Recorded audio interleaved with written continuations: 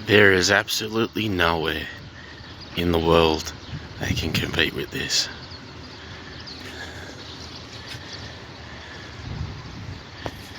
Unbelievable. It's just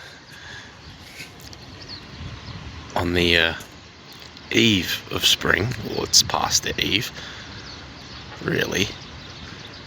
It's sort of still technically in between winter and spring, and it's already pleasantly hot. Unbelievable, look at that.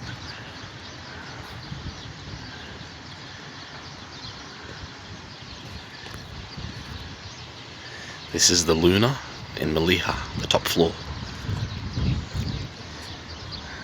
Typical stepped hills, approximately 200 meters from the base. And that's what they all are. They vary from between 200 and 400 meters all across the island.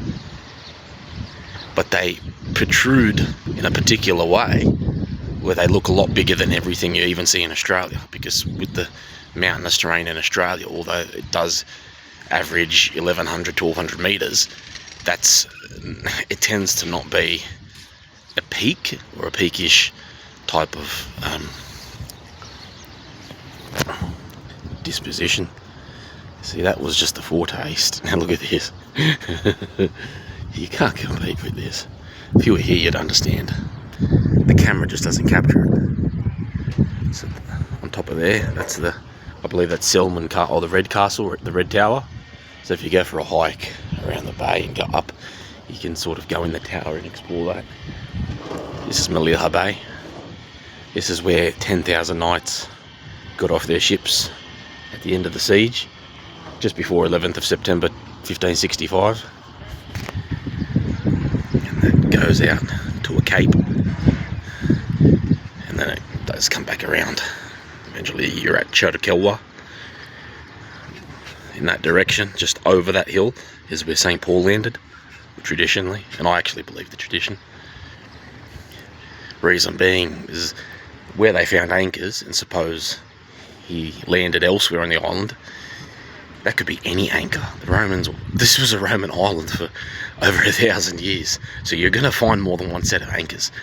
And the sea levels have fluctuated over 2,000 years easily, so just because they found anchors in the 60s at the particular sea level described in the Book of Acts, was that the same sea level back then? I doubt it. And it would have been probably different here as well. And as well as that, the place where St. Paul describes just before they hit rocks, you don't find that on the other side of Malta, where they suppose they, as of recent, where they actually landed. You only find that in the traditional place, and you would shit yourself, because from far they do look like damaging rocks you'd smash into, but they're a bit deceptive because you sort of can hit it and survive and land elsewhere. But anyway, that's another story for another day. Look at it, it's just beautiful. So looking at that, that's approximately 250 meters from the sea level to the top. I'd say 250, 300. It could even be a bit less. Well, I'm going to say 250 or 200, 250. A little bit more as it goes to the left, but not much. Maybe about 10 meters or something. And yeah, because that tower is massive. That tower itself is about, I dare say, 30 meters high, 25, 30 meters high. So, yeah, you're close to 200 meters, 200, 250 meters. So it's gorgeous. And there's a pool, which I'm going to go for a swim soon, get my tan on. By the end of summer, which is 6 months from now, I'm going to be like, you're not going to be able to distinguish between me and an African. I'm telling you, this is my native sunshine. And I don't get red here at all, whereas I do get a bit red in Sydney or Australia, but I still get brown there. Here, I just go black without any red. My native sunshine, what my skin loves. It just, yesterday when I went for my first tan, I could just tell straight away. My skin loved it. Panoramic views, 360 views of nothing but beauty. Nowhere else in the world. Like, look at that cathedral right on the tip of that hill. All those steps weren't created recently. They're always built upon, but that would have started around 800 AD when the Arabs got here. They started to form that, all of it, and that's all around the island, bar none. Every single hill, very much, all stepped, because there's no point in it being useless. You may as well make do. So what the Arabs have essentially done is make the entire Malta equivalent to the entire valley of Bega in Australia, or when you farm in Australia, it's all flat plains. So what they've essentially done, the Arabs, is make this pretty much the same surface area, even though it's technically small island. They've made it a very similar surface area to some of the largest farming lands in New South Wales, which pretty much feeds the whole Sydney, or used to. So Malta is the most deceptively small island on the planet.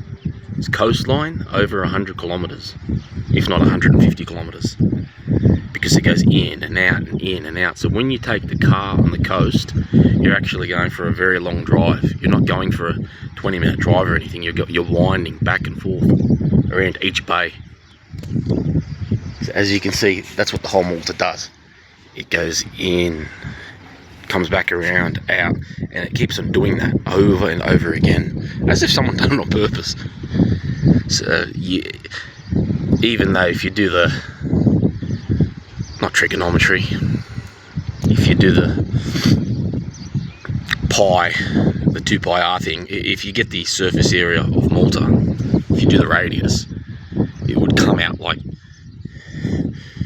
30 or 40 kilometres, like a 30-40 kilometre circle, but it doesn't actually do that in practice, because it goes in and out, in and out. It's more like 130 or 140 kilometres of coastline, and it's amazing. And the landmass is a similar thing.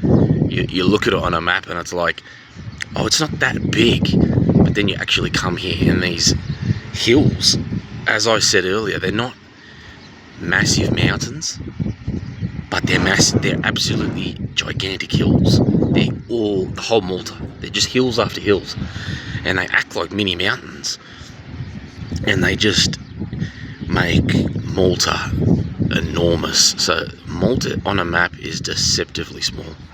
You are grossly mistaken by calling Malta small in every way. It's amazing.